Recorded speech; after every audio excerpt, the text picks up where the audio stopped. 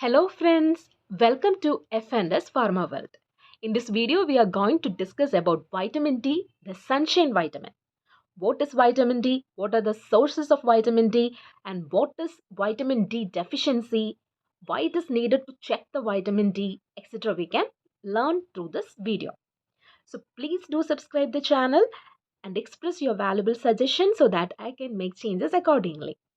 So let's start the video. Vitamin D, sunshine vitamin.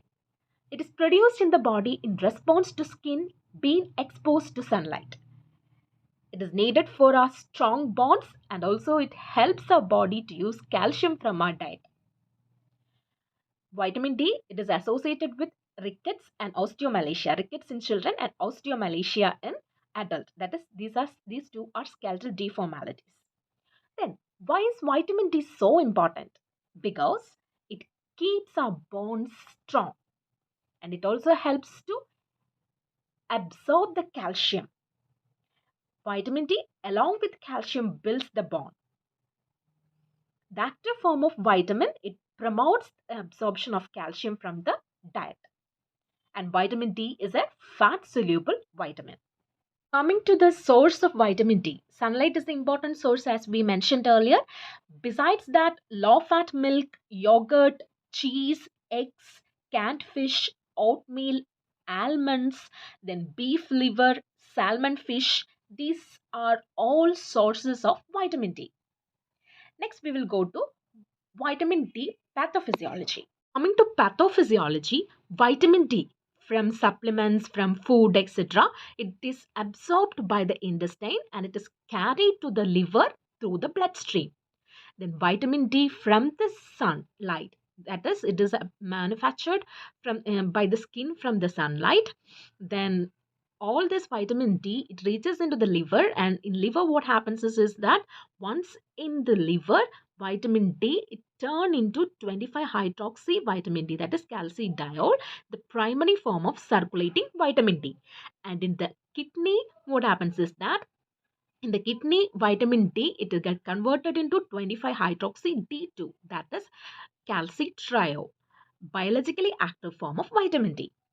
Then elaborating the pathophysiology, we can say vitamin D have a role in calcium hemostasis.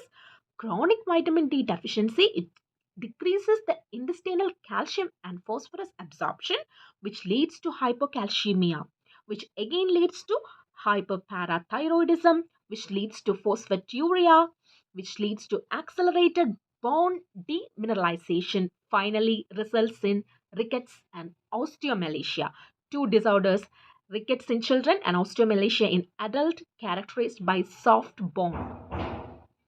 Reasons for vitamin D deficiency. What are the reasons for vitamin D deficiency? The first one is decreased dietary intake or absorption. Due to inflammatory bowel disease or chronic pancreatic insufficiency and cystic fibrosis, there will be decreased dietary intake or dietary absorption of vitamin D. The next is decreased sun exposure. 50 to 90% of vitamin D is absorbed through skin via sunlight. 20 minutes of sunshine daily with over 40% of skin exposed is needed to prevent vitamin D deficiency. Next is decreased endogenous synthesis. Endogenous synthesis will be decreased in conditions such as chronic liver disease or cirrhosis and hepatic catabolism increasing. Then hepatic catabolism is increased, for example, by different medicines such as phenobarbital, dexamethasone, nifedipine, then clotrimazole, rifampin. They induce hepatic P450 enzymes and finally causes degradation of vitamin D. And the last one is end organ resistance, which is hereditary in nature. Next, symptoms of vitamin D deficiency. Mood changes, bone loss, then muscular cramps, bone and joint pain, fatigue, then sweating, fatigue, digestive problems, immune problems, joint pain, dry skin, blood pressure, high blood pressure, mood swings, obesity. These are the main symptoms of vitamin D deficiency in the body. Also, so much studies have been conducted to prove the role of vitamin D deficiency in various organs, how it affects in various organs.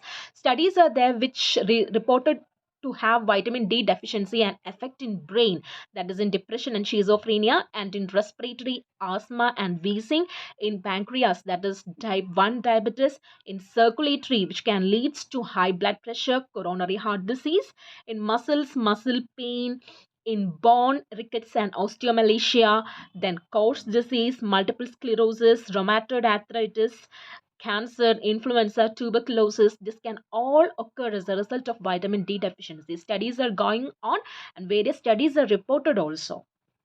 Diagnosis and treatment. In diagnosis, measurement of serum 25 hydroxy vitamin D, it is done, and two conditions are there: insufficiency, where 12 to 20 nanogram per ml or 30 to 50 nanomole per liter, and deficiency, less than 12 nanogram per ml or 30 nanomole per liter.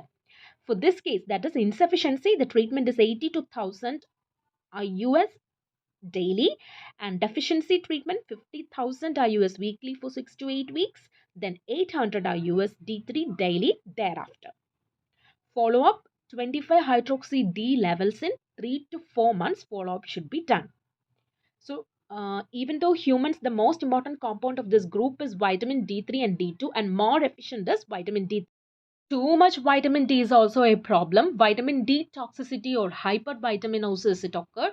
That hypervitaminosis, it occurs when 25 hydroxy vitamin D level is 100 nanograms per ml, and vitamin D intoxication occurs when 25 hydroxy vitamin D level is more than 150 nanogram per ml.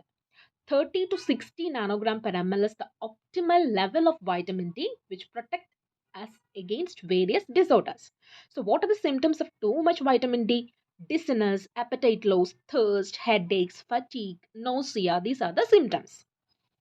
So, with this, we are concluding the video. Hope it gives you all an insight of what is vitamin D and vitamin D deficiency. So please do check your vitamin D levels, and please do express your suggestions and subscribe the channel for more videos. Thank you.